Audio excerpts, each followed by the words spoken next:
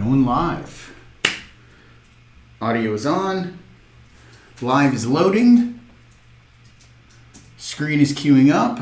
And we're here. Welcome everyone. Happy Saturday. So weird to be saying happy Saturday, but still very exciting. It's brunch time here in San Francisco. I don't know what time it is. I know there are people tuning in from all over the world. I saw some people here in the chat from the Philippines. So while we get everyone logged on, signed in, loaded up here, Bella behind always likes to say hello to everyone and ask the chat room where everyone's from. It's a good way to kind of, break the ice and welcome everyone here to our live stream today. So, I always love to hear it. I know Bella likes to see it too. Where's everyone from? Where are you joining us from? I saw some people already. They've been here before. Michelle from Seattle. Who else do we have here? We got Vanessa from Hudson Valley. Crystal from Rose Valley, Washington. Let's see. Now you should hear sound. Anyone that didn't hear sound, there should definitely be sound here now at this point. Happy holidays to everyone else. Michelle's checking in from Seattle. Taylor from South Carolina. Awesome. Oh, so many people. Marisol from Mexico. Jenna in Denver. New Orleans, Bay Area, Kansas City, Fort Worth, Texas. I love it. So many new friends here today. Well, welcome. If you are a regular and have done these live streams with me before, then you know the drill. If you haven't and this is your first time, thank you for joining. And probably more important, thank you to DeLonghi for hosting this class, for making this all possible so that way everyone can join. We could all be here hanging out, making crepes, and enjoying some coffee. Now, I know a lot of people are probably here because they want to win an espresso machine from DeLonghi. So, that being said, I will tell you up front, right here, right now, that I'm not going to randomly pick a winner till later in the stream. But you also have to be present to win. So sticking around definitely increases your odds. And in case someone signed up and is not here, that increases your odds as well. So I want to be able to give away one of these machines. They're super awesome. I got this a couple of months ago, right, Bella? Yes. I've had this for a few months now, and I use it every single day, at least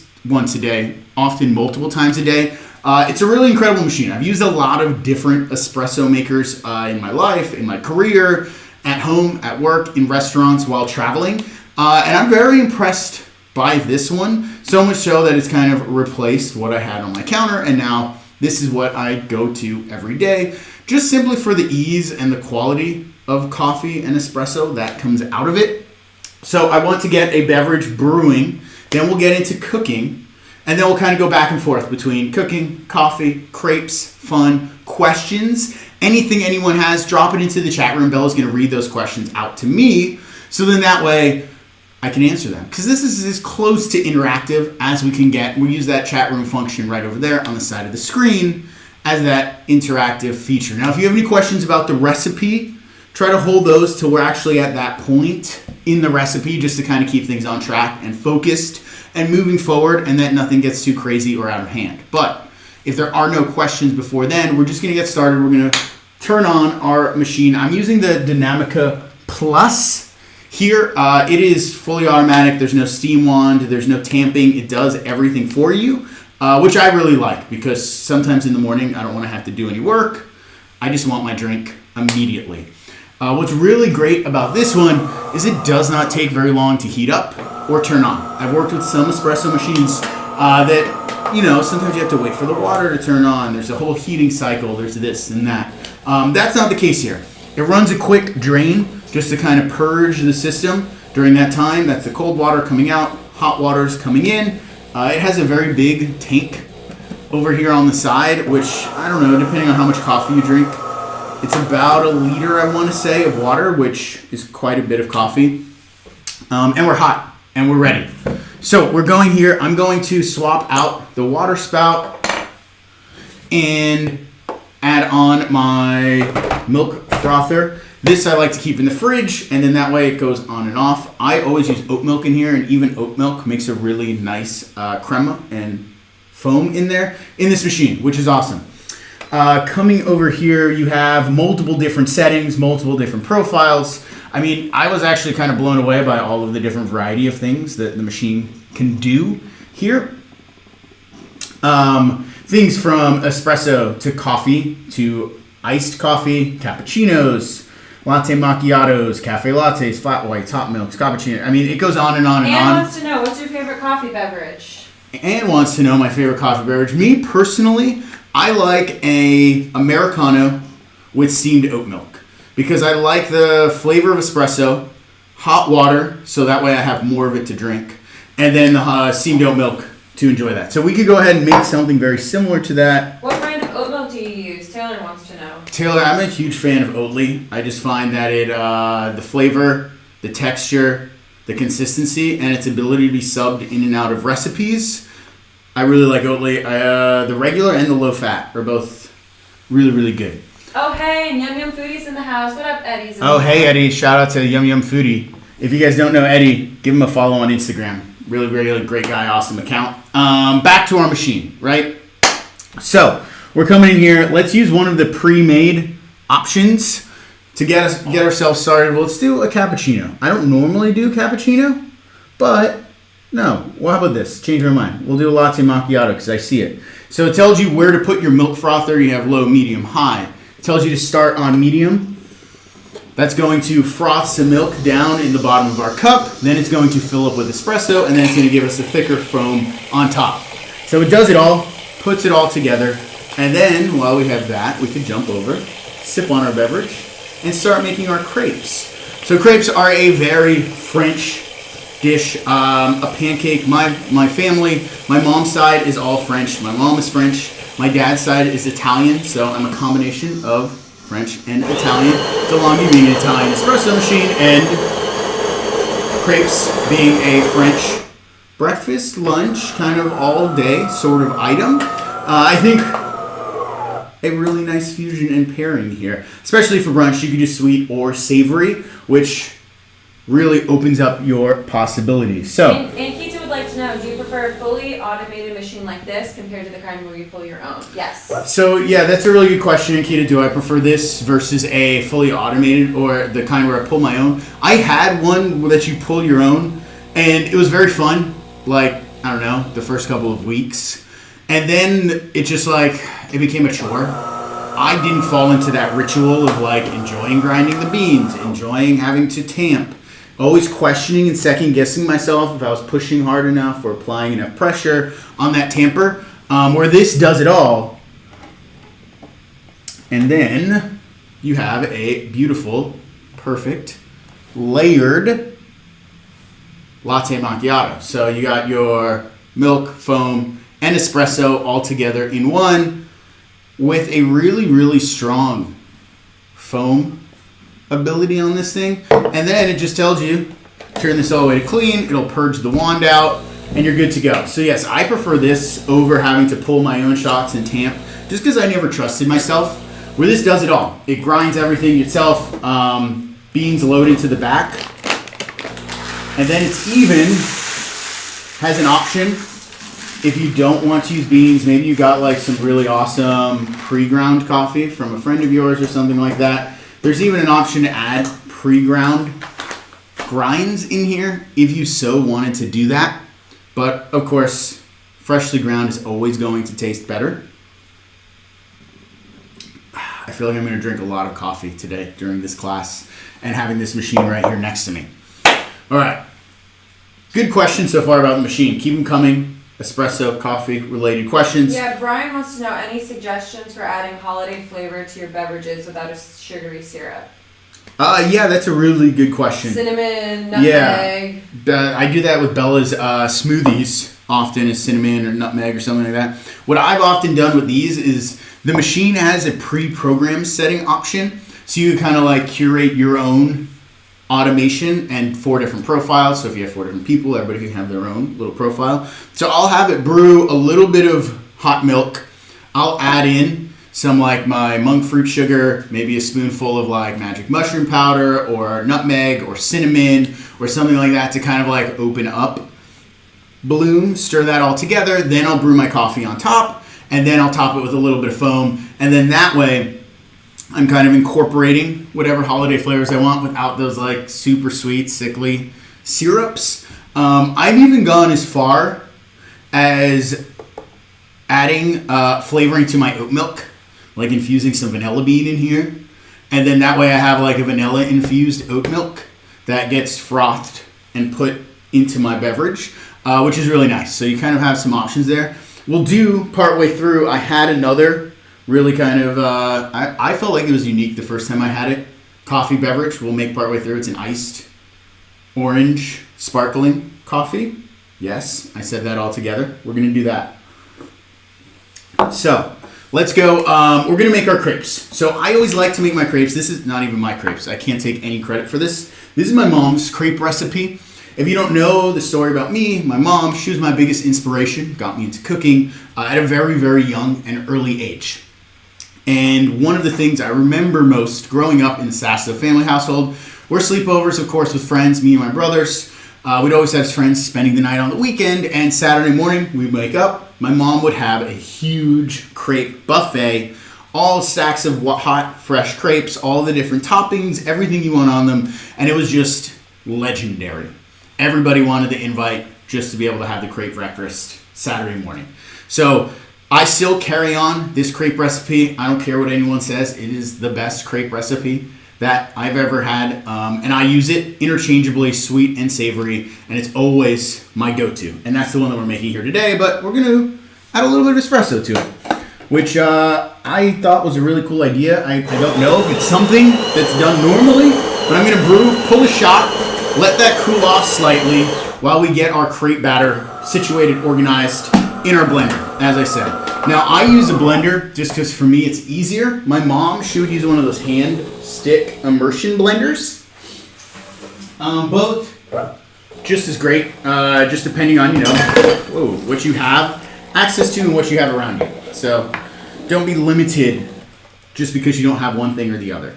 So I always like to start with my wets down in the bottom of the blender,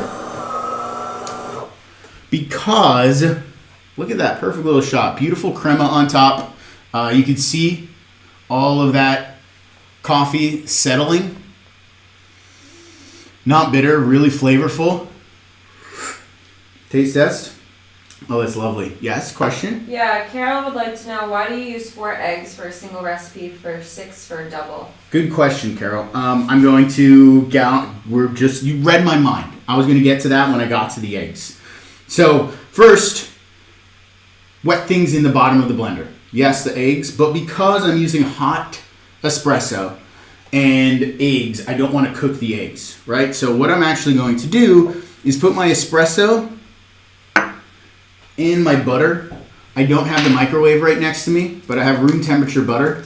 So I'm going to put the butter and the espresso together. I'm going to let that melt down in the bottom of the blender. The hot espresso's going to melt the butter, so that way I have melted butter instead of having to mess up the microwave or dirty another bowl. Little quick tips and tricks, right? Now we can come in with our milk. Again, I'm using oat milk here. You could use whole milk, but that's just because when I'm at home, I just try to avoid dairy. That's just me. You do you. Now onto the eggs, right? Someone, Carol, I think was just asking, why not doubling the eggs if you're doubling everything else?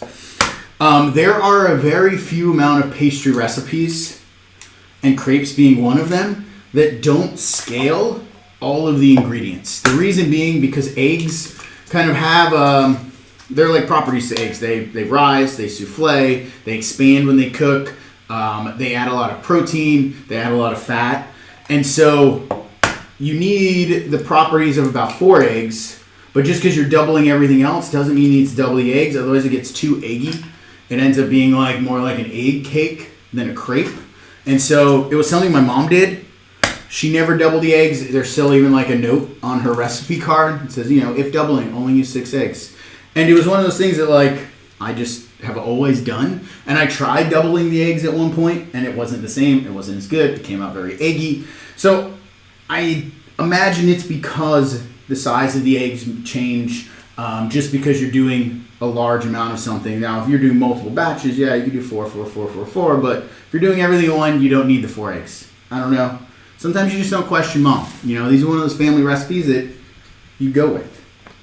So we got our wets down in the bottom. I'm going to hold back that water, the 1/4 cup, because I added my shot of espresso.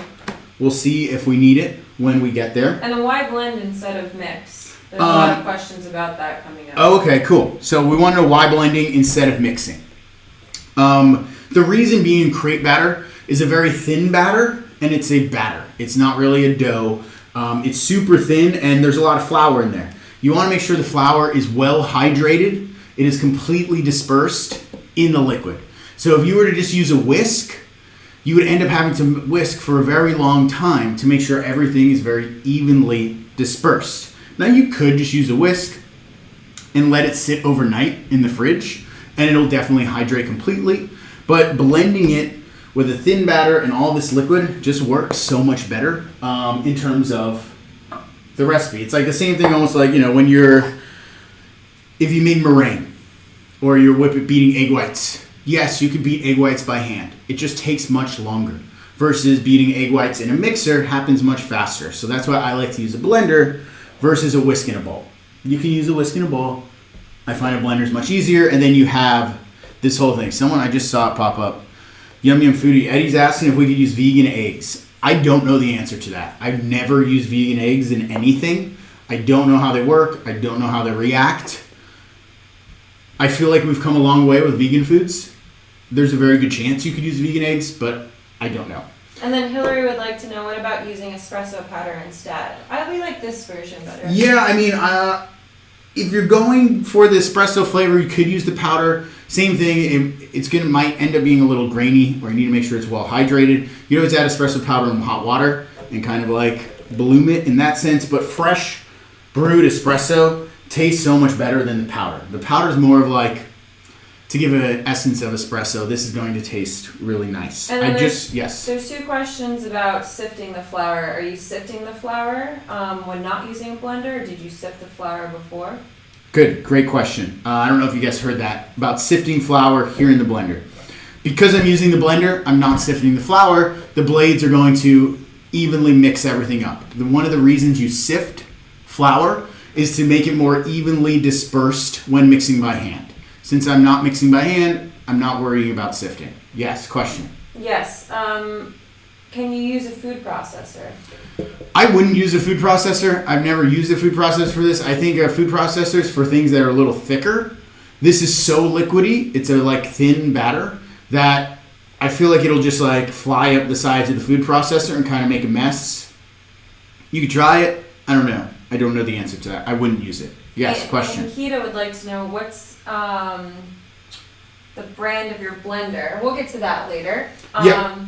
And then also, Alex would like to know, can I use almond flour if I want to be gluten-free?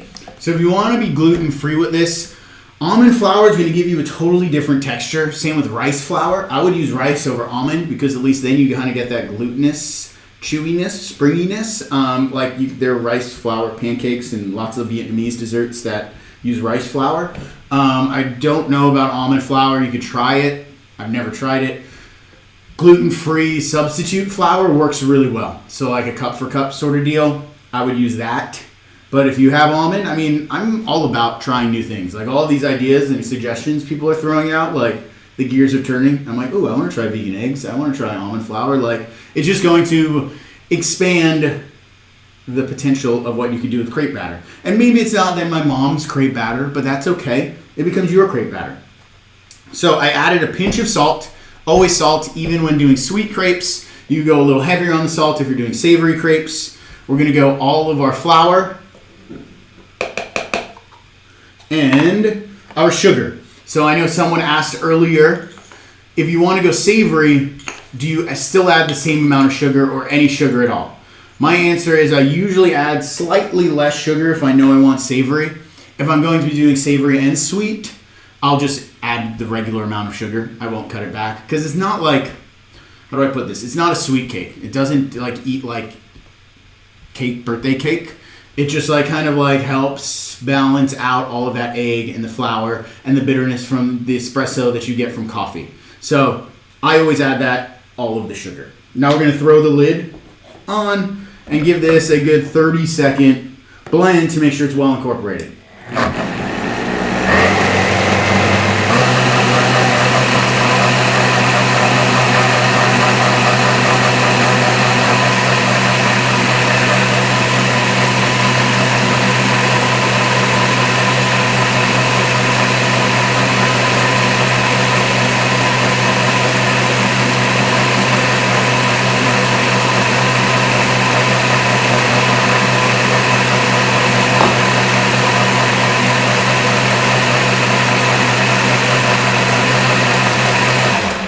So this 30 seconds question. Yep, Marisol would like to know, can you use powdered sugar? Marisol's asking about powdered sugar. You can use powdered sugar. It's going to be a different amount. Only because powdered sugar is finely ground white sugar. I don't know the conversion off the top of my head, but yes, you can use it. Bitsby Thorpe says, do you have a favorite crepe filling? Yeah, we'll get to that when we fill the crepes. Good question, but you got to keep going. And then, sorry I missed, did the milk get added already? Yes, we did all of the wet down in the bottom and then the flour on top. Milk is added. We have everything in here. In the blender, I always like to just make sure you're scraping down the sides. Stop partway through. Sometimes flour chunks get stuck over on the edges. And then taking a look at our consistency. What we want is a very thin batter. It's almost completely pooling off of my spatula, but it's not a solid stream. There's some drips happening there. I want a pretty solid stream.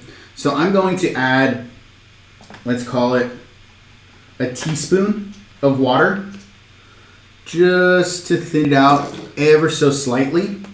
And I think it just depends on how big of a shot of espresso you ended up pulling. Sometimes one nice ounce shot is enough. Sometimes you need a tiny bit more. Just all depending. We'll give that one more mix. And I'll show you the consistency up close.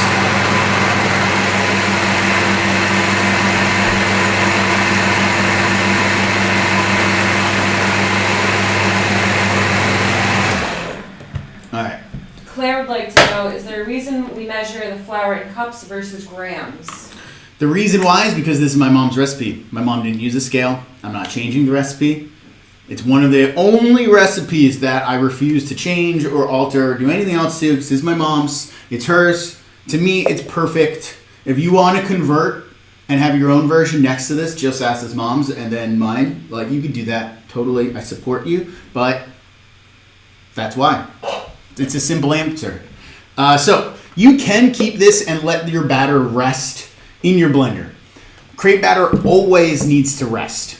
Regardless of what you may have heard or think, it is a batter that benefits from resting. So it's always helpful if you're making this in the morning, you're having a party, friends over, brunch, whatever it is. Sometimes it's nice to make this first thing as you're getting your coffee and everything else together, and then just setting it on the counter, letting it hang out, because that flour, the blender, works a little bit of gluten into there. That needs to relax. And then also, you need to give that flour time to hydrate, both of those things. Now, I've seen crepe batters that you rest overnight in the fridge.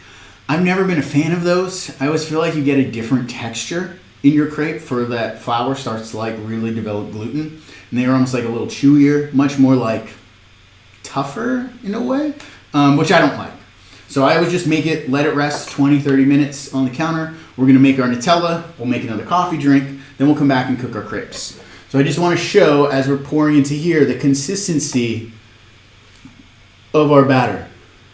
Thin, not watery. I would relate this as close as possible to like heavy cream.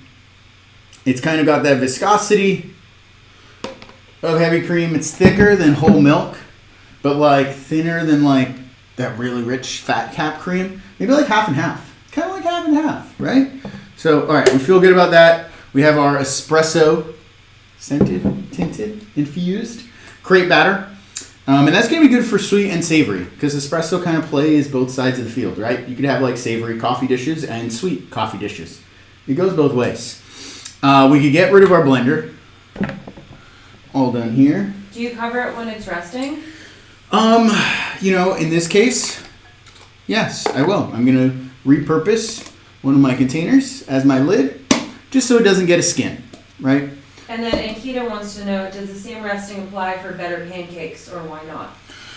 Hold on, let me think about that. Yes, pancake and waffle batter benefits from resting 20 minutes just from that hydration and for any gluten that you may have developed during mixing to relax. So yeah, I like any sort of these kind of like quick batters to rest.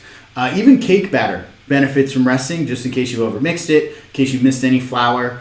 Just batters like to rest. They're not like a make a batter, use it right away sort of thing. Unless maybe you're using that box cake mix, then you just kind of do whatever you want because that's made to go fast. Carol would like to know, what other liquids can we use other than water and coffee? Any suggestions? Well, I mean, I thought coffee was getting pretty creative in terms of using other liquids here. Let's think about it for a second. You can use coconut milk. That'll give you a really nice, awesome flavor. You know, if you were going savory, you could like use anything, like grape juice or carrot juice, beet juice, spinach juice. All those would make really beautiful, vibrant, colored, and flavored crepes. If you want to go on the sweet end, you just got to think of like sweet liquids that you could add. Like you could use sweetened condensed milk and make like a really rich, like intense sweet crepe. Obviously, we talked about coffee. You could use fruit juices like strawberry juice, maybe mango juice. That might be a little odd, but probably it'll give you a nice bright color. I feel like orange juice you wouldn't want to do. The acid and like that real like all the citrus. Probably not the best for a crepe, but I haven't tried it. So if you want to get in there and like give yourself a little orange crepe, hey, I support your decision. All right. Taylor would like to know, how far in advance can you make the batter? How far in advance can you make the batter? Good question. It's kind of like I said, I've done it a few hours in advance and just let it sit on the counter. I've never done it longer than that. If I've done like crepe millefeuilles, you know, like crepe cakes with all the layers, and I've made the crepes the day before and then built the cake the next day, and those turned out great. But I've never tried keeping the batter overnight and got a good result that I like. But you can try it. Jacqueline would like to know, could you use a tea like Earl Grey? You could absolutely use a tea. We got a really great group of suggestionists, ideas, thinkers out there. I like all of these. I saw someone say matcha. I'm switching my cords over here, if you're wondering, guys, what I'm doing. Just because I have to unplug the blender and plug in the cooktop. Yeah, I think matcha would be great. Earl Grey would be awesome. Bergamot tea would be really good. Any of those. I mean, but coffee's the best. Let's all be honest. Let's be honest, right? Lauren says, my batter looks great, so thanks, Mom. How would you fix it if it seems too watery? All right, good question, Lauren, right? Yes. Give me 1 sec. Let me plug this in. We'll switch camera angles and we'll troubleshoot your question. Awesome. Okay. So someone's asking, how do you troubleshoot if you notice it's too thin? You could add a tablespoon or two of flour to get it back to a little bit thicker. This is not too hard of a batter to adjust and make those changes to, where pasta dough or bread dough is often very hard to adjust, to add a little bit of water, add a little bit of flour. Sometimes it gets too sticky, it gets too stiff. Crepe batter, because it's blended, because it incorporates really easily, because it hydrates, and kind of you can see those minute adjustments you make in real time, it's very easy to adjust. And even so much so, I'll say this now, if you start making your crepes and you notice it's too thick, you could add some water or milk or more espresso to it to thin it out right as you're cooking. You're not committed to where you are now. And there have been times I made this and I'm like, too thick, need a little splash of water, boop, boop, boop. Much better. So don't feel like pressured that you're locked in here at this point, right? Okay, next, we need our crepe filling. So we're making a not Nutella. I think we all know what Nutella is. They have quite a well-known reputation as like a hazelnut cocoa spread. This is for everyone out there that can't eat nuts. Still super delicious, but we're using sunflower seeds instead. So even in all my pestos, a lot of my other recipes, I sub out sunflower seeds or pumpkin seeds for nuts in its place. Now, if you're not about sunflower seeds, you're like, I want the real deal Nutella. You can make this same exact recipe just using hazelnuts. Instead, the one thing you're going to want to do with your hazelnuts is toast them and peel them. Yes, I said it, peel them. It's very annoying. It's very tough. You usually have to do it right out of the oven. They have those like papery skins on the outside, rubbing them between a towel, but you'll get a much better pesto. Much better Nutella. And that's the same reason why we soak our sunflower seeds overnight, is so we get a much better consistency and it's not as grainy, nice and smooth as our spread. Question? Yes. Taylor would like to know, would buckwheat flour work since it has a sweeter flavor? Oh, I love buckwheat flour. I made some buckwheat crepes. Keep in mind, buckwheat is essentially gluten-free, so you're going to have a much more delicate crepe. It's going to fall apart or tear much more easily if you're worried about it being too hard to handle or flip or do things with, you can do some buckwheat flour and some regular flour, and then you'll have a really nice, super nutty, really flavorful crepe. I've done that before. You can make like a pizzoccheri style sort of crepe, pasta, crepe fusion sort of deal. Anybody out there know what I'm talking about? You feel me, right? I love that idea. Yes. Okay. So what I'm going to do first, I'm going to go into my smaller bowl here, just because I feel like I don't have that much sunflower seed. I'm going to drain off my liquid. These have been resting overnight in some water. That helps them get nice and soft. I'm not going to get rid of that water, just in case I need it. But you know what else? Why use the water when we have espresso, right? So let's just double down. Let's get ourselves another. Are the seeds just soaked in plain water? Just plain water. I'd like to know. Plain water overnight, just like the recipe says. So we're gonna come in here and give ourselves an espresso. What I really like on here is like there are other options on the machine. Things like cold brew and coffee, which you're like, oh, how is that different than espresso, or what's the difference? So coffee is just gonna be a larger cup pulled at a different temperature and a different time, so that way it's not as strong and as dense as espresso tends to be. What is really awesome we'll do for our cold drink, which I actually forgot ice for, so we'll maybe do it hot. I have cold sparkling water. But it's just too hot, it's fine. Is that the cold brew comes out at a lower temperature. It's still brewed fresh, but that way espresso doesn't get shocked when you pour it over ice or into your cold liquid. There are options on here to do like a whole pitcher, if like family style. So maybe you want to like brew a whole pot. Everybody's over for the weekend, or you need a big pot for whatever reason. You can stick your big pot or your big container down under here, hit the big pot button, and it's going to continually brew, change out freshly ground pucks, and just keep brewing to fill up your pot, and you don't have to like sit there and babysit it or do it over and over as if you're doing like a single pull machine. Pretty cool. Yes. Adam would like to know, could you use corn puree for sweet/savory crepe? I feel like that would be delicious. You 1,000% can do that. I love that idea. Please do that and tag me when you do that. I would love to see that happen. It's B. Thorpe says, what kind of flavor notes do you like in your espresso? Oh, okay. So good question. Flavor notes for the espresso. For me, I'm not a huge fan of like the light roasts. I like a dark roast. The signature espresso blend from DeLonghi is like 100% Arabica beans. It's more of like a medium roast, so it works out really nicely. Tasting here on the palate, not bitter at all. Almost like dates, a little bit of like tart cherry. There's like on the back, the finish is a little bit of toffee. All like really nice things. I'm not a big like fruity necessarily espresso person or coffee person. I feel like the fruity is a little bit of a lighter roast, and it like sometimes tends to be a little sharper. I like something more smooth, more subtle, and for me like easy drinking. I don't like to be like challenged by a very sharp espresso. Question? Good? No question. Cool. Oh, one more. Christopher says, do we take whole bean or do we have to grind it? Does it take whole bean? Oh, yes. So it takes whole bean. That's what these are here. It goes in the back, and it grinds it fresh every single time you do it. But there's also, which I haven't seen on any other machines, back here there is a pre-ground whole. So if you happen to get pre-ground coffee, maybe a friend gives it to you or whatever, you can drop your pre-grind in there and it'll use it as well. So, it gives you those options.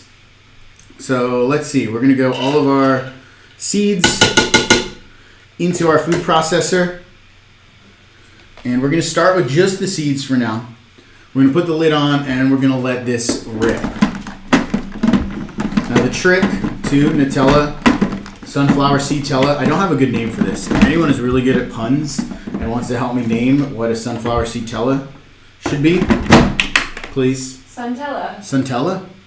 Why not? All right. I mean, I'm okay with that. We could go with Suntella.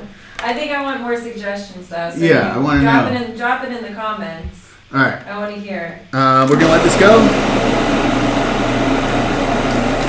You're gonna need a spatula just to make sure you're going in there and scraping down the sides.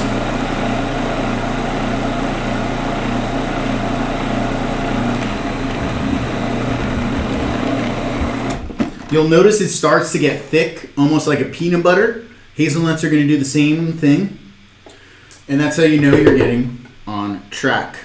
So it goes from thick, and then as the oil comes out of the nuts or the seeds, it's going to go from thick and start to let itself out and become nice and loose. And that's when I'm going to have my coconut oil on standby. I like coconut oil for this. You can use a neutral oil, like avocado oil or sunflower oil. Just knowing coconut oil is solid at room temperature.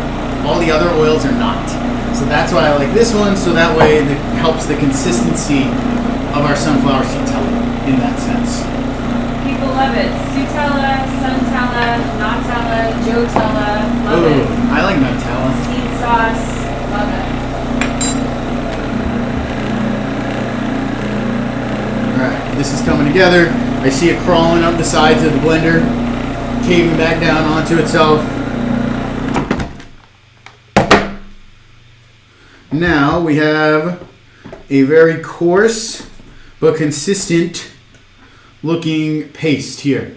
Not too chunky, almost smooth on its way, but it needs some help to get there. That's why we're going to add a little bit of fat. That's going to help smooth things out. We're doing about a tablespoon here of our coconut oil. Question? Yeah, we have a couple questions. Let's hit it. Matt would like to know, what's the funnest use of espresso in a dish that you've made before? I have to think about that one. I feel like there was. This is fun. I'm trying to think of other things like that we've done. Pasta. Where I've done it. Oh, that was a good one. Where I did espresso, or actually I didn't do espresso. I did cold brew in a cavatelli dough, and then I formed each of the little cavatelli into like what looked like little beans, and put like a little indentation on them with like a metal rod. So it looked like a bunch of little coffee beans. When you cook them, you probably find that video somewhere back in the day on my Instagram if you went hunting for it. It's there. That was really fun. I'm trying to think what else, what I would have done in the restaurant that we've done with coffee. I did a coffee, or it was like coffee and cocoa dough with squid and melon. And it sounds super odd. It was a katara, but really, really flavorful. Melon, coffee, and cocoa. Sounds like maybe an odd combination, but with the squid and the melon, chef's kiss on that. We have a question. I think we have a winner of the game of this. Let's go. Taylor says, how long can you keep the spread? How long can you keep the spread? I mean, like most things, I don't like to keep things in the fridge for more than a week. Like, I feel like that's, kind of, unless it's a pickle or a preserve or a ferment, a week is kind of the limit on just about everything. But, use your best judgment. Use your eyes, your ears, your nose. I don't like telling people, how long something lasts. If you're keeping it in your fridge is hot or not as cold as someone else's fridge, it's not going to last as long. So just, use your best judgment. And I think we have a winner for the name I of want this. to know. Sastella. Sastella. That's it, everyone. So good. Who said that? Who said Sastella? Let's see. Oh, there you go. Invocateur. Sophie. There you nice. go. There we go. Thanks, Sophie. Of course, Sophie. Right. So next I have let me show you what we're working with here. We are at a thick but smooth paste after letting this run in our processor while we were going here. Now I'm going to come back on and we're going to add our coffee, we're going to add our sugar, and we're at our cocoa powder. I'm not going to add all of the espresso, just enough to kind of thin it out a little bit, and I could come back in and add a little more. Again, even though we're using a sweet application, I always like to get salt in there. If you're using salted seeds or salted nuts, be mindful of that. You don't want to over salt ever. And then our sugar and our cocoa powders. And we're just going to let this continue to go. Question. Chef, I just ate an egg yolk from the day after meringue class. Am I going to be okay? LOL. I did not go to medical school. I don't know the answer to that. I hope you're going to be okay. And then Carol would like to know, what's the coffee machine model number? Coffee what model number? Coffee machine model number. I don't know the model number. This is a Dynamica Plus. I put down in the description a link to the DeLonghi website where it has this machine and a couple other options. But this is the Dynamica Plus. So we're going here on our spread. We need a little more liquid. Oh, and you know what else I forgot? I want a little bit of vanilla extract in here. Just a little bit. Just a little. That's going to help balance everything out. You could use vanilla bean paste. You could use vanilla powder. There are a lot of different forms of vanilla these days. Hey, follow your heart. Okay? A little bit of espresso. Oh, we're getting there. This looks like fudge right now. I think I need a little more. Now I'm going to switch to my, what do you call this? My sunflower soaking liquid water. That's going to be my next addition. Just as needed to get this to spin and become very smooth.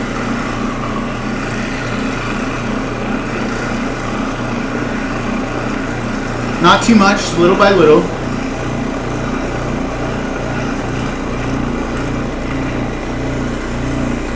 Marisol would like to know, do you make your own vanilla? I don't make my own vanilla. You would have to like grow vanilla trees. Definitely don't grow my own vanilla. Vanilla is actually one of those commodities that are becoming more and more rare. If you don't know anything about where vanilla comes from, usually like tropical islands, Madagascar, Tahitian vanilla, and all of the tsunamis and earthquakes and tidal waves are wiping out a lot of vanilla farms in the world. And so vanilla is becoming more and more expensive and more harder to find. And you're seeing more and more knockoff imitation vanillas just because true vanilla beans are becoming a very precious commodity, almost like gold or silver. The more you know. Michelle would like to know, can this part be done in a blender as well? So, good question. I don't so to kind of understand the difference between a blender and a food processor, a lot of it has to do with surface area and like the ability of the vortex that's created. So depending on your blender, like if you have a Vita Prep, a Vita Mix, a Vita brand thing, they're incredibly powerful. You could do almost anything in them, and they're so narrow that you get a really strong vortex in there that's able to kind of capture whatever it is that you're blending. That's why restaurants use those almost universally. You can find that in just about any kitchen you walk into. Now, other blenders, even like the one you saw me using earlier, it's wider. And so you're going to get a different kind of power from your blades. I like blenders for more liquid things. I like food processors for thicker things. So that's why this is thicker. The food processor, the way the blade is, the way it all kind of sits, works better. That's not to say you can't. You're just going to find a better result doing one or the other. So I like it here in a food processor, but you could do it in a blender.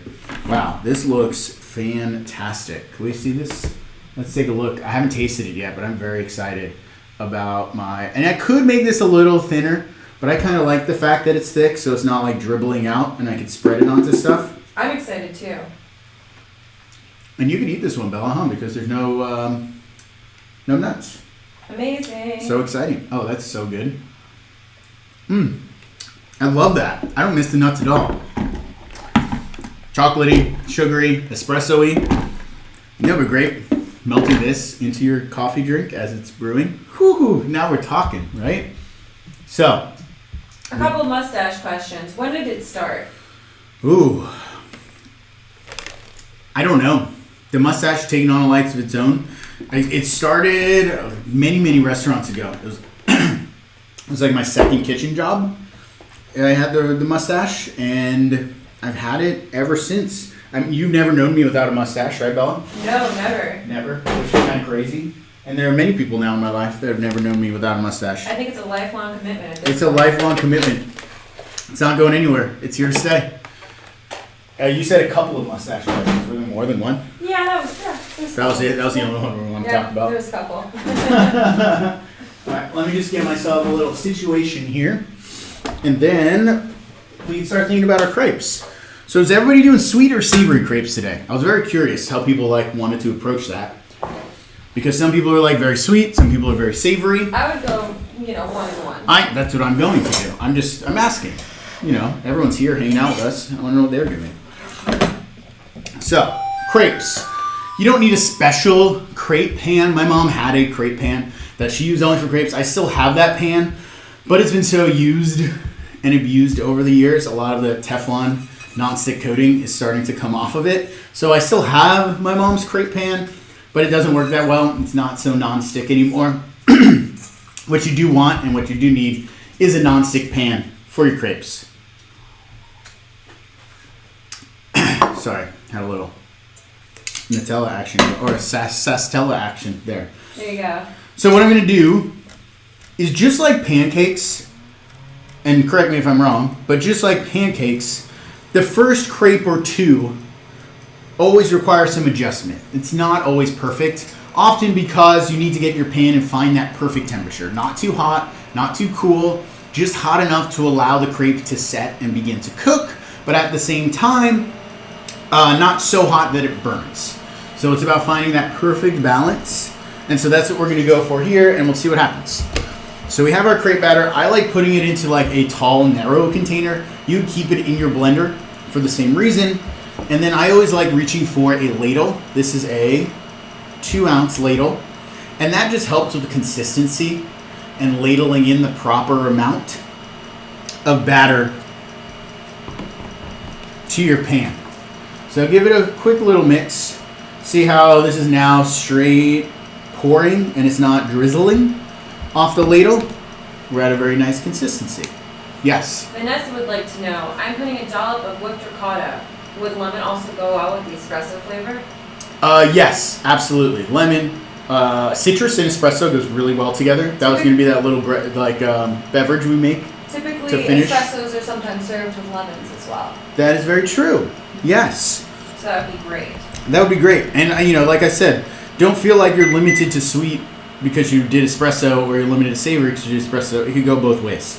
We're going to start with sweet, and then we'll go into a savory, and then maybe we'll flip a coin and see if we want to make a third one.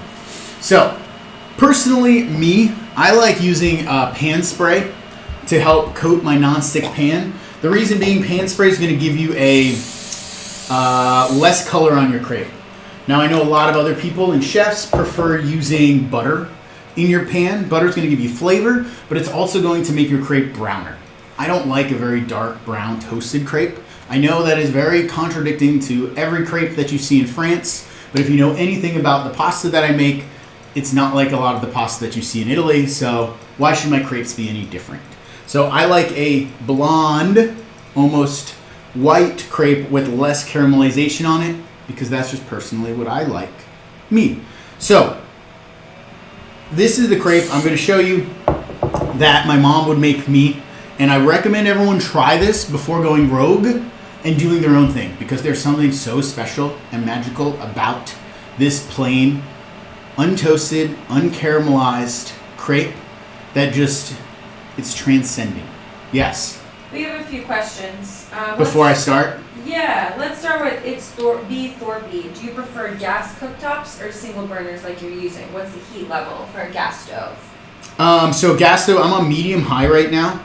So medium, low, high are all very subjective.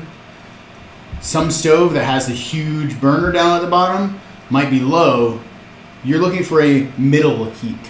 Not your hottest, not your coldest, somewhere right in the middle. I like induction cooktops here because it's easy and I can control the exact temperature. But, if I'm in a kitchen on gas, you could easily do this just as well. I would go somewhere right in the middle. You want a medium, and we're going to adjust as we start making the crepes. Yes? Taylor would like to know, what's your go-to pan spray? I have issues with some making my pan sticky. That's a really good question, and unfortunately, my answer you're not going to love. I am committed to this Vegeline brand.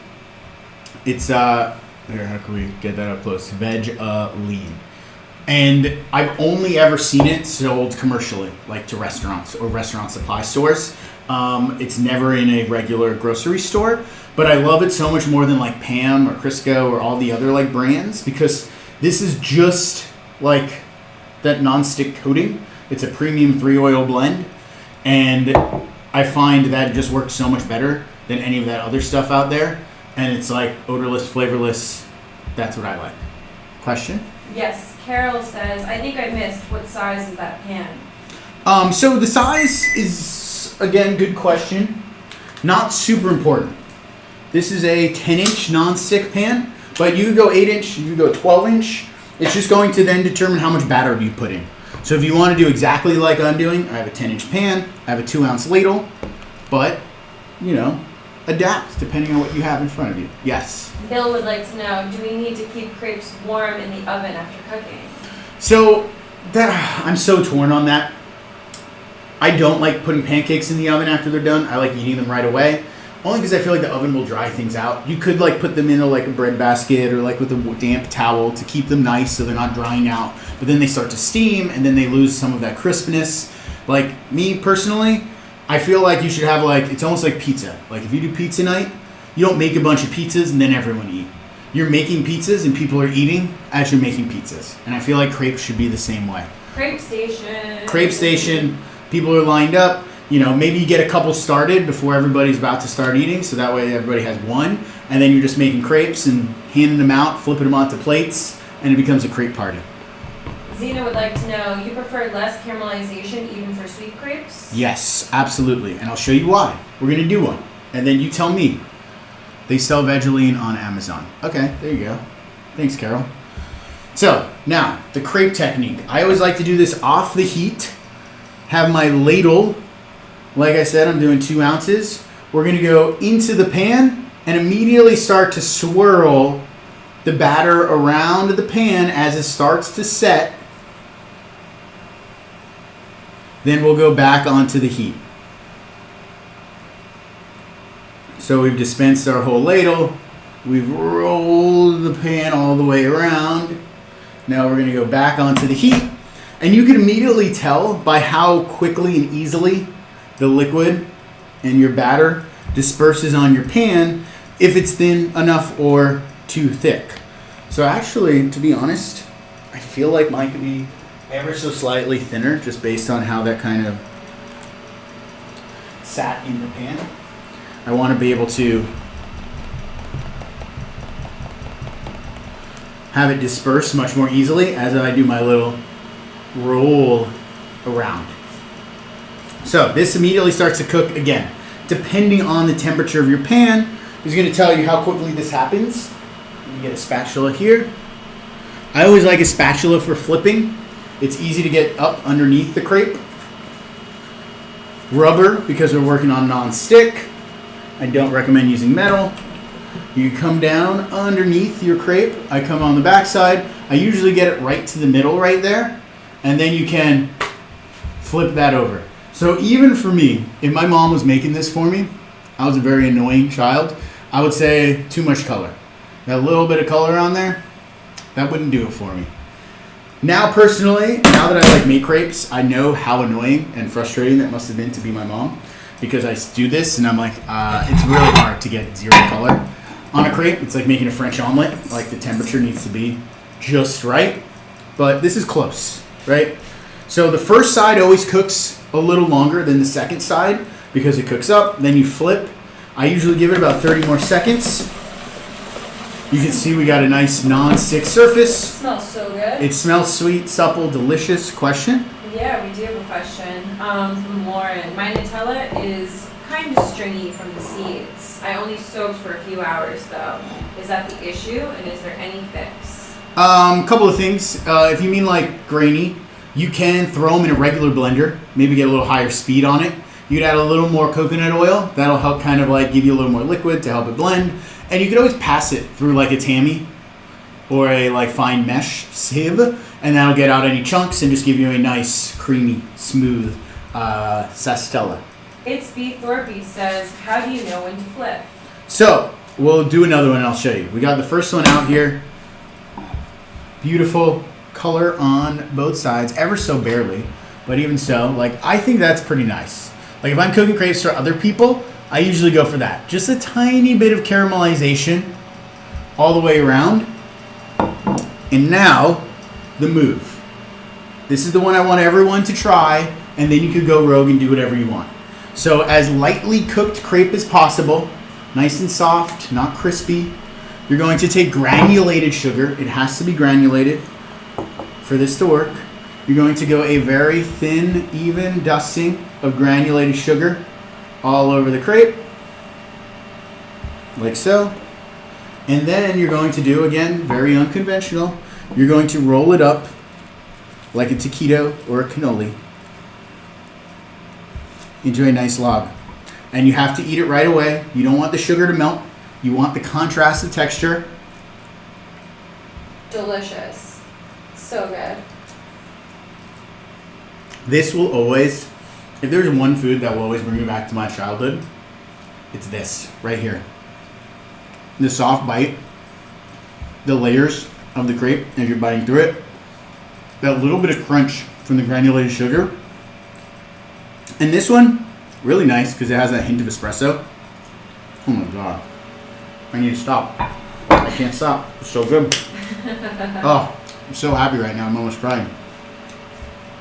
So, everyone needs to try just that. Then you can kind of do whatever you want. I can even tell, eating that, it's a little thick, a little bouncy.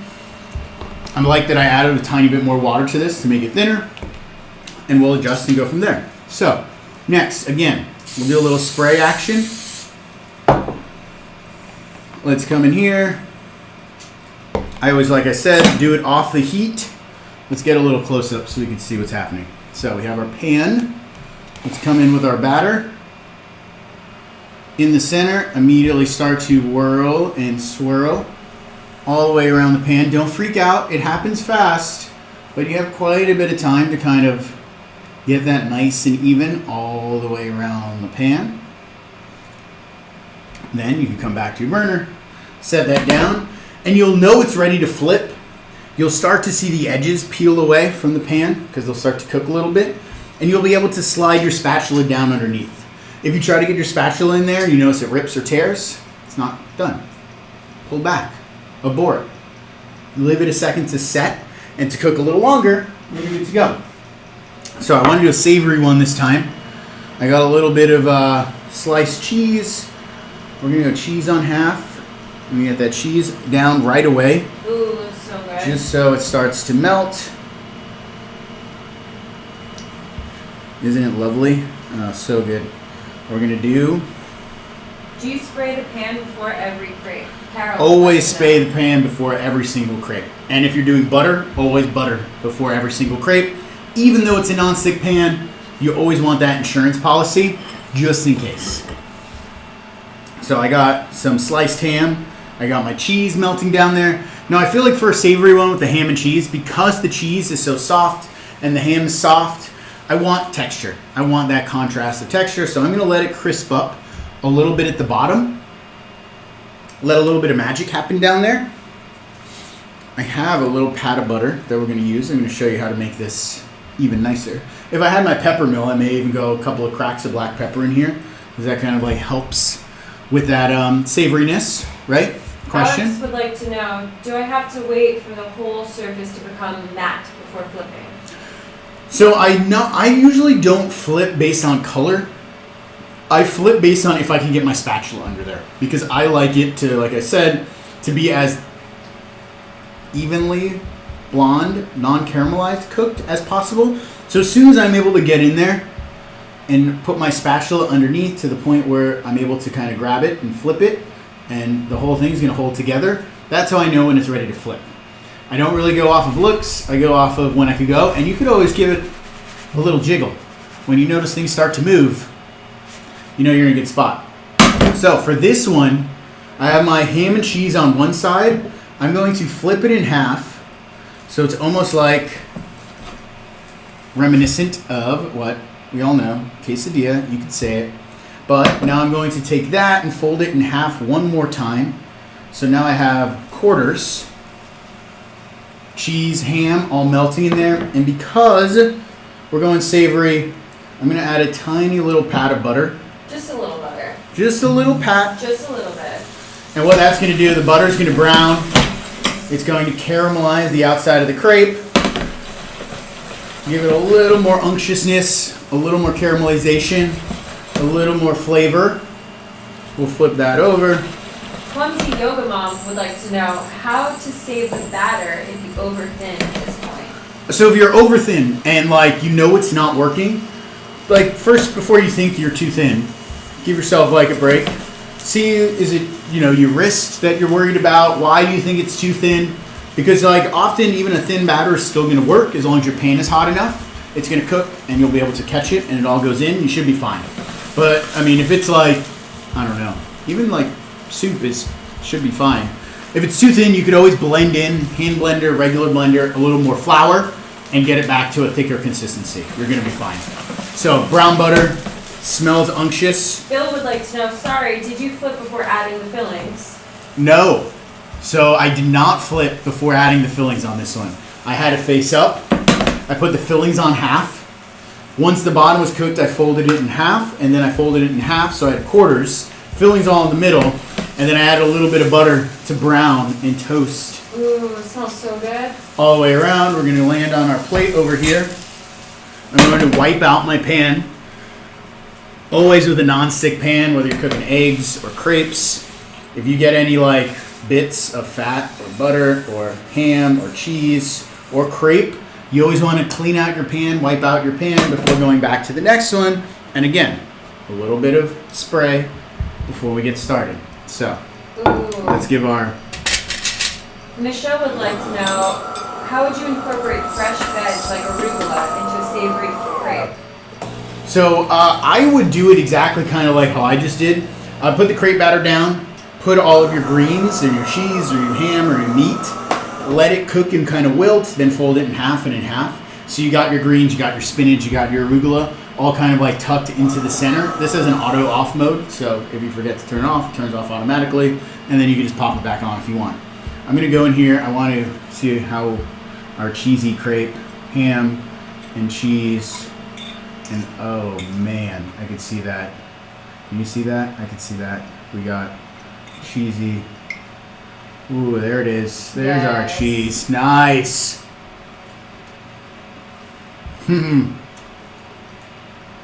That's nice. It's real special. Very special. Very, very special. But still, I think my favorite is going to be that the sugar, straight up. All right, let's do another one for anyone else. It's B. Thorpe says, have you ever used any compound butters when making savory crepes? I have. I've used like ramp butter in crepes. I've used porcini butter in crepes. It's a nice kind of like, you can rub it on the surface of the crepe before putting your toppings or anything in it or rolling it up. I've done like ramp butter and like duck confit rolled up in a crepe. You can really kind of like get as wild as you want. The crepe's just a vehicle. Think of it as almost like, pizza dough.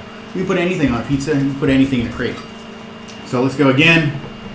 Another round. Drizzle. Go all the way around your pan. Any parts that you may have missed. And that's why I like to do this off the heat. You kind of give yourself that ability to move everything around all the way. Go back on the heat. This one we're going to do Nutella or our sunflower seed Tella because we have it, right? Sastella. Yeah, yes. we're going to definitely bottle that up. Get it on the internet. Get it on the interwebs.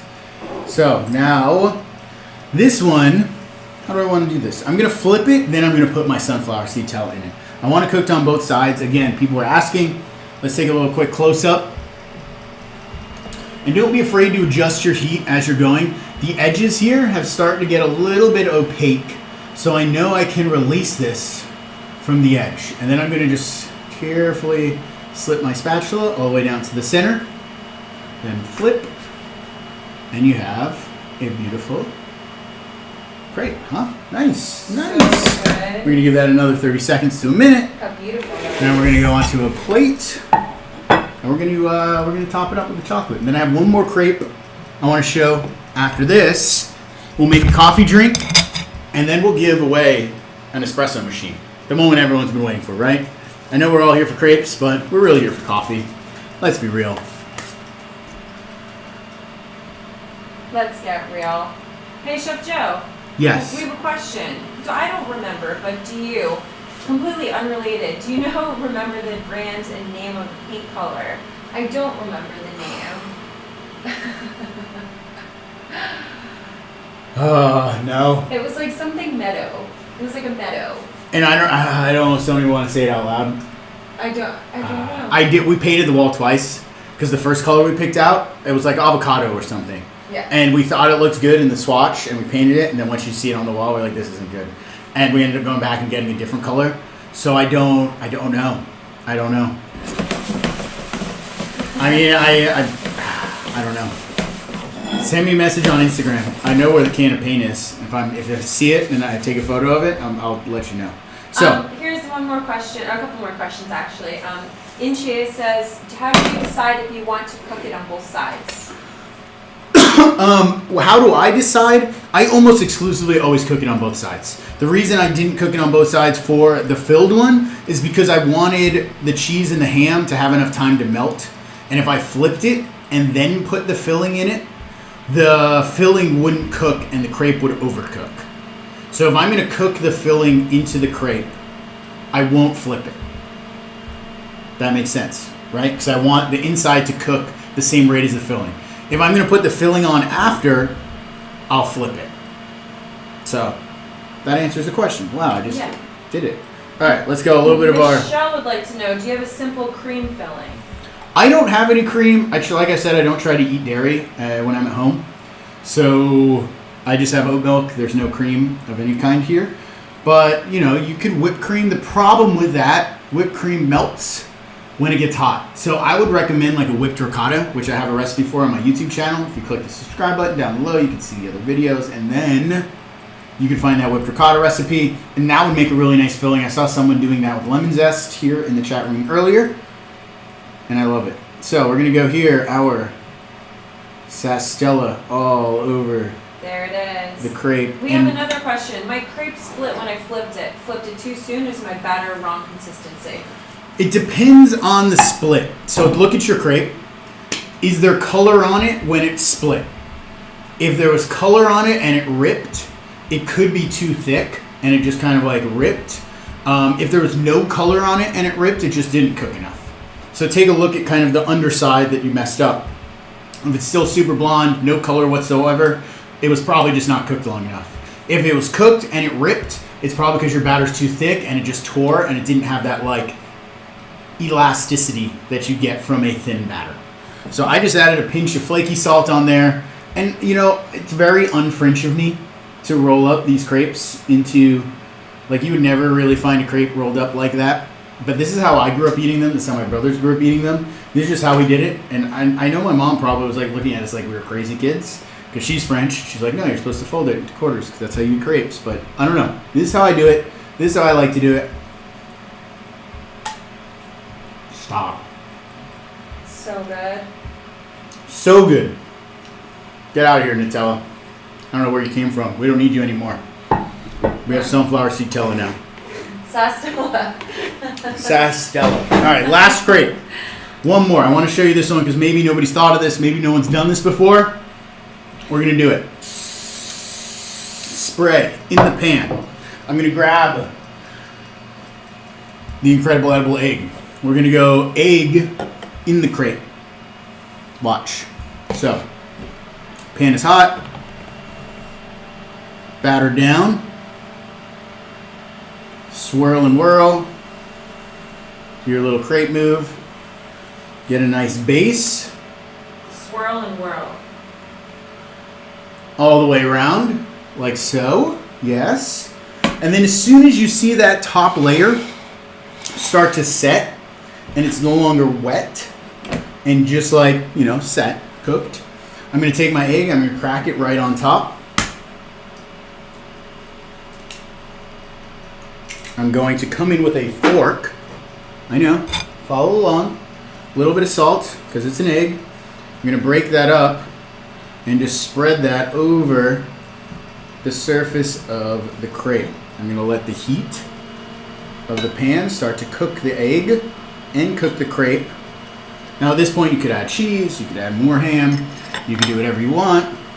As the crepe cooks, the egg's going to cook, then we can fold it all up and you have a nice like egg attached, layered to your crepe instead of like putting in a fried egg or like trying to like scramble an egg. You're kind of having everything happen together at once here in the pan. Pretty exciting. I don't know. Last but not least, if I had a little bit of ice, I don't. This would make an ice drink. But, you know, we're going to do it anyway and pretend that it's ice. Because I want to share this one with you. A little takeaway treat. Maybe you've had something like this. Maybe you haven't. I like to grab a little bit of orange peel. You can do this with a peeler. And we'll get the orange peel down into our espresso cup or coffee glass, whatever it is that we're drinking. And we're going to brew right over the orange. That's going to infuse the orange with the taste of the coffee. Open all that up. I'm going to do a true brew over ice, meaning that it's not going to come out super hot. It's going to come out at a lower temperature. And that just reminded me one of the other things that this machine does. All of the different espresso drinks are pre-programmed, but you could also change the size and you can change the strength. So I'm going to go very strong, small size. Yes. Yeah, we have a couple questions. Michelle wants to know, how about steak and crepes? Steak and crepes would be great. I would cook the steak first, slice it up, thinly sliced like raw, rare steak, and then add it in. So look at where we're at here. We got our egg now set onto the crepe. I'm going to come in and give this let's do the half fold and the half fold. And at this point again, because it's egg, I feel like a little bit of butter is going to help. I mean, butter always is good with anything, yeah? Butter is good with anything, especially eggs. So we'll go a little bit of butter. We'll let that butter brown down in the bottom of the pan. Coat the crepe. Infuse into that egg. Again, choosing your strength, choosing your size. What about a burrito crepe? I mean, then you're kind of getting in the world of burritos, are you not? I mean, you could, yeah. But Yeah. you fold it like a crepe. Yeah, So, but you fold it like a crepe. so it's a crepe. So, yeah, I mean, if you're using crepe batter, is it a burrito or is it a crepe? No, it's a crepe, right? Yeah. All right. So this will even tell you, put ice cubes in the glass. It directs you on all of your drinks, depending on what you choose, where to set your frother, where to set your machine, where to do things. There's no guesswork. It's very intuitive, and you choose what you want, and it does it for you. So we got that going in there. Normally there'd be a little bit of ice. One of the things that, you know, what makes using this true brew setting really awesome is, maybe you knew this, maybe you didn't. If you pour espresso or brew espresso onto ice, it shocks the espresso, it gets cooled down too fast, and it gets very bitter. If you do the opposite, where you add ice cubes to a glass of espresso, it kind of does the opposite. It cools down too slowly, also kind of pulling out not so pleasant flavors in the espresso. So in this case, you get the best of both worlds. It brews it at a lower temperature over ice, making it the most ideal version of iced coffee that you can do. Ever. So in this case, I don't have the ice, but we're pretending. Ever. We have this beautiful orange bloomed espresso. And if you've never had a sparkling espresso, normally you would serve espresso on the side with a glass of sparkling water, but I like mixing the two together. I'm going to take a little pinch of sweetener. A little innovation there. So we have our orange, we have our sweetener. Normally, like I said, you'd have ice, you add your bubbles, and you have a beautiful brewed orange ice coffee to go with our egg crepe. Oh, so many good things happening here. And then, you know what? I made you all wait long enough. I think it's time to pick a winner for the espresso machine. Yes? Oh, are we gonna? Yes. Bella has the random number generator. I'm gonna generate. Ready? Random number generator and the guest list. Generating. Ooh. Number All right. 43 randomly Number generated on the 43. guest list. Wait, who's number 43? She's on the pulling guest up the list? guest list. And remember, this That's person a has low to be number. here. That's This a person low has to number. be Who's here. 43. Matt Antonioli, are you here? Matt Antonelli, are you here? We'll give you 30 seconds to respond in the chat before we choose a new person. Matt, I'll Yeah, just- type the name, so I'm just in gonna case. spell it just in case I did not pronounce it. Oh, this is so good. I recommend everyone try this. Orange, sparkling, espresso. Oh, Lauren would like to know, sorry, I missed this. How hot is your burner for the crepes? I'm at medium, and I just leave it at medium. I adjust. What's nice about using an electric burner like this is it never goes above 350. It holds at a constant 350, so I don't have to worry about my pan getting too hot. Where if you like walk away, you're taking too much time in between cooking crepes, your pan might get hot. In which case, you could always like let it cool off and then add your batter. if you find your pan is too hot. So I'm at a nice medium. Is Matt here? I don't think Matt's here. Sophie actually said that looks like a Taiwanese breakfast if you add some scallions. Ooh. All right. Well, Matt. All right, Matt's not here. Oh, bummer, that's it. Matt. Yeah. Let's go. New number. Right. New number. New winner. Ready? 299. 299. Number Who's number 299 on the guest list? Lucky number 299. Is that a thing? I'm curious how many times we're gonna have to do this to get the person here. Marjorie Halili Akay. Let's type that in just to be safe. All right. I'm going back. Marjorie, are you here? I'm gonna eat a little bite of this eggy crepe because it's gonna go with my orange iced coffee. People are loving look at this machine. Everyone's loving the machine. Look at that. Huh? Layers on layers, huh? Oh, hot. Oh, it's hot. Oh my, that's the hottest one yet. That egg trapped in so much heat. Jeez Louise. Okay, luckily I'm a professional. I can handle it. All right, Marjorie's not here either. Marjorie's not here. New winner. New winner. New winner. New winner. Number 331. All right, number 331. Who's lucky number? Grace Jansen. Grace Jansen. Grace Are you here? Jansen, are you here? Grace Jansen. Yeah, Tabitha. I wish we could, but there's no way to pull up the names of everyone that's currently watching. YouTube doesn't have that option. So I have the guest list and I have a random number generator, and I want it to be random, and I don't know how to get just the people that are here into a thing. All right, so Grace Jansen is not here either. So I'm sorry, Tabitha. Yes, you're right. That would be ideal to only use the names of people that are here. All right. Number one. I don't think I could pull up. Edlira Tegu. Edlira, are you here? Oh, maybe I can. Ooh, okay. No, that's not true because it says there's about 100 people watching and only like 20 in the chat. While I generate again, Beth would like to know, is there anything you do with the extra batter if you don't want to cook it all up? You could save it for the next day. I would say cook it all up and just have crepes in a Ziploc bag in your fridge. And then you just like throw them in a paper towel and microwave them to refresh them. And you could like use them as like a dip for dinner and snack food, kind of wherever you want to insert them into your day to have them. So I would use it. I would make it all. I would have a stack of crepes ready to go, and then you just have them on standby all the time. So let's get a little situated. And all right, Andrew Johnson, are you here?